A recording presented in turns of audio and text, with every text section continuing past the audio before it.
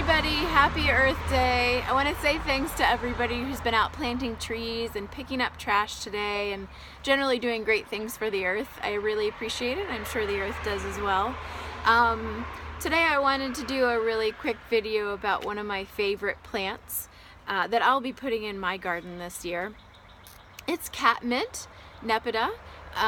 It is a drought tolerant, very low maintenance plant. It's a perennial.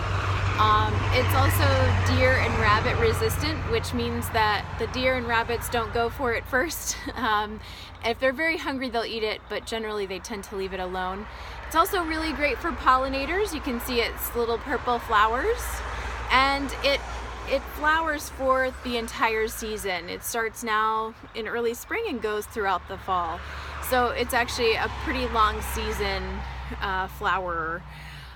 There's a lot of varieties to choose from. I have Walker's Low. I have a pretty big yard space that needs to be planted out, so I generally like to find really big things to fill it.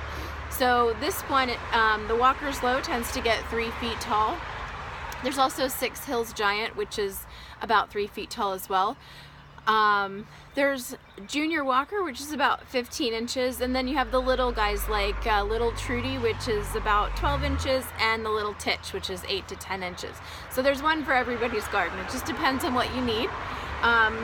These guys are a mint. They have a square stem, just like most mints, and they have that smell. So when you touch them, they do have sort of a minty fragrance, and that is the thing that actually deters the deer and the rabbits.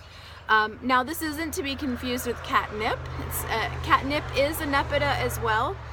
Catnip is a catmint, but catmints aren't all catnip, if that makes any sense. There have been studies on catnip that show that there's an oil that they carry that is actually a tick and mosquito repellent. I believe it's Nepeta lactone, and I'm not sure that all the Nepetas have it.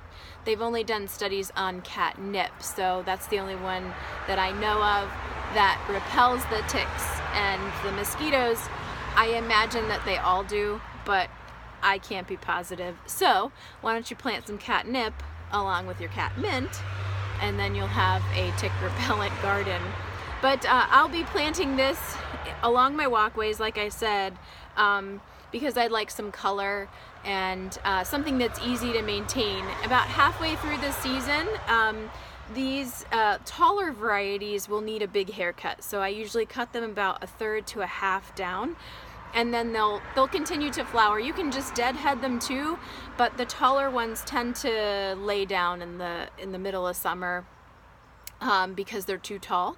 So if you just clip them back, they'll just sprout right back, more bushy than they were before, and continue to flower.